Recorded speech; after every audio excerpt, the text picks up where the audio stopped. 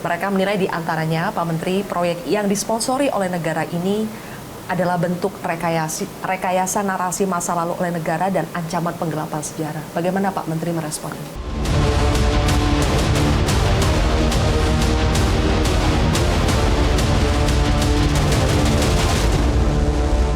Mengulas hal yang memang sedang kontroversial dan menarik minat publik saat ini, sejarah kita mau ditulis ulang. Benarkah ada fakta yang hilang? Jadi begini, sejarah kita ini sudah lama tidak ditulis. Terakhir ditulis yang difasilitasi oleh pemerintah, oleh negara, itu cerita tentang pada masa awal reformasi di era pemerintahan Pak B.J. Habibie. Kita sudah menulis buku tentang sejarah nasional Indonesia tahun 1976 kalau tidak salah. Kemudian diterbitkan di tahun 1984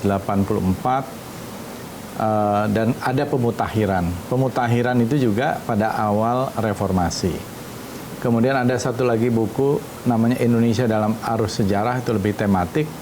Ditulis di tahun 2002, tapi diterbitkan baru di tahun 2012. Jadi banyak sekali hal-hal yang belum dituliskan. Gitu. Selama 26 tahun kita tidak menulis sejarah. Ya, yang dilakukan oleh pemerintah. Kemudian ada perkembangan-perkembangan baru, update-update terbaru yang juga selain tadi 26 tahun itu belum pernah dituliskan. Temuan-temuan yang sifatnya arkeologis misalnya. Jadi ada banyak temuan baru yang harus dipublikasikan kepada masyarakat. Dan sekali lagi ini dalam rangka untuk reinventing Indonesian identity. Oke. Dan untuk kepentingan nasional. Temuan-temuan baru ini rasanya bisa diterima dengan baik. Tapi yang banyak menuai kritik, Pak Menteri, adalah bagian di mana ada sejarah yang dikhawatirkan justru hilang atau dibelokkan sesuai dengan kepentingan pemerintah. Misalnya soal pelanggaran HAM. Ya. Pak Menteri pasti sudah mendengar bagaimana pelanggaran HAM. Pak Menteri mengatakan banyak, hanya 2 yang akan ditulis ulang. Saya belum tahu, terus terang saja. Kita bukan menulis tentang sejarah pelanggaran HAM. Kita menulis sejarah nasional Indonesia. Ya kan? Nah, pelanggaran HAM mana yang mau dibicarakan? Ini buku sejarah nasional Indonesia. Aspeknya dari mulai politik, ekonomi, sosial, budaya, sampai itu dari 1,8 juta tahun yang lalu sampai sekarang. Jadi bukan buku tentang sejarah pelanggaran HAM. Tapi itu menjadi satu bagian, itu menjadi bagian yang ada di dalamnya, iya? Iya, salah satu komponen. Banyak pelanggaran HAM ada, tapi kita bukan menulis itu. Ya kan? Kalau pelanggaran HAM yang dilakukan oleh Belanda, itu juga banyak, tapi juga kita tidak menulis itu. Ketika Pak Menteri bilang nanti tone-nya akan lebih positif. Iya. Masih banyak yang belum memahami tone lebih positif itu seperti apa sih Pak Menteri? Jadi kita lebih banyak menampilkan pencapaian-pencapaian kita sebagai bangsa. Jangan take it for granted loh. Banyak bangsa yang tidak bertahan sampai 70 tahun. Uni Soviet aja adik kuasa bubar. Kita ini 80 tahun Indonesia merdeka, harus kita syukuri. Kita ini perbedaannya luar biasa. Saya katakan perbedaan kita ini, keragaman kita ini mega diversity. Mega diversity. Saking beragamnya itu luar biasa. Ekspresi budaya kita ini luar biasa. Perbedaan kita ini luar biasa. Tapi kita bisa bersatu. Ini sesuatu yang harus kita syukuri. Ini adalah sebuah mukjizat gitu loh sebenarnya. Nah, karena itu sejarah kita adalah untuk kepentingan nasional, untuk persatuan. Nggak bisa misalnya ada terjadi satu peristiwa etnik konflik. Terjadi kan faktanya.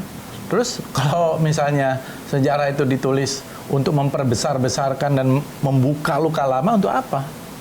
Itu hanya akan menciptakan kemarahan publik. Ya kan? Nah, itu yang namanya tone positif. Nah, begitu juga kalau mau mencari-cari kesalahan kan bisa aja. Siapa sih yang nggak punya kesalahan? Pemimpin yang tidak punya kesalahan siapa? Ya kan? Kalau mau menggali-gali. Tapi saya kira kita ini mikul dur mendem jero gitu ya. Kalau kata Pak Harto itu.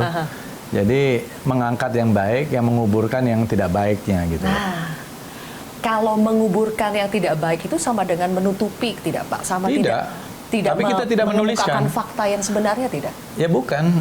Kalau mau mencari-cari kesalahan orang gampang kok. Mau kesalahan dari sisi mana? Dari mulai pemimpin-pemimpin kita itu jasanya banyak, kelemahannya pasti ada juga. Tetapi Untuk apa kita menonjolkan kelemahannya? Jadi kita mau lihat apa pencapaiannya. Kekurangannya mungkin para sejarawan mencatat juga. Saya tidak tahu, saya tidak intervensi. Siapa yang menulis sejarah? Siapa yang harusnya menulis sejarah? Kan sejarawan. Yang punya kompetensi itu adalah sejarawan. Yang memang ilmunya di situ, dia mengenal metodologi sejarah, historiografi. Bukan yang menulis sejarah itu aktivis, bukan politisi, bukan partisan. Tapi sejarah ditulis oleh orang yang punya kompeten. Siapa orang yang punya kompeten? Sejarawan. Nah, Pak Menteri terus meng-highlight yang menulis itu adalah sejarawan, bukan iya. aktivis, bukan politis. Kalau aktivis, masing-masing punya perspektif sendiri. Iya. Politisi, partainya udah beda. Narasinya udah pasti beda. Ya kan? Kalau misalnya partisan, apalagi? Jadi kita serahkan kepada sejarawan. Tidak ada intervensi. Nggak ada, sampai sekarang saya belum pernah bertemu sama mereka. Tapi ada pesanan untuk membuat dengan tone yang lebih positif, itu memang request dari pemerintah. Karena untuk apa sejarah ditulis kalau untuk memecah belah? Sejarah ditulis untuk menyatukan bangsa kok. Itu kan kepentingan kita. Kita memang tidak bisa berandai-andai ya Pak Menteri bagaimana nanti usulan atau kritik yang dimasukkan oleh masyarakat.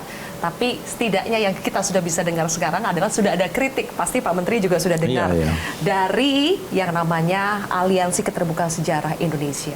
Mereka menilai di antaranya Pak Menteri, proyek yang disponsori oleh negara ini adalah bentuk rekayasa narasi masa lalu oleh negara dan ancaman penggelapan sejarah. Bagaimana Pak Menteri merespon ini? Itu kan tuduhan. Tuduhan yang tidak berdasar. Maksud saya bagaimana mereka itu bahasanya saja luar biasa kayak begitu ya. Apanya? Coba buktikan omongan mereka itu yang mana dan siapa yang bicara gitu. Saya berani kok berhadapan sama mereka. Nggak ada. Yang mana? Pada bagian yang mana? Orang barangnya aja belum jelas. Kalau dia memang seorang ilmuwan pasti melihat ini bagian ini. Apa yang digelapkan orang belum ada. Jadi itu satu tuduhan-tuduhan yang tidak berdasar lah dan tidak ilmiah. Oke. Dan pemerintah bisa menjamin ya Pak bahwa tidak akan ada pembelokan sejarah yang tidak sesuai dengan fakta yang sebenarnya? Loh iya, makanya kalau mau dibelokkan yang mana coba? Saya tantang aja yang mana yang mau dibelokkan. Makanya kita pada bagian sejarah yang mana yang dikhawatirkan mau dibelokkan.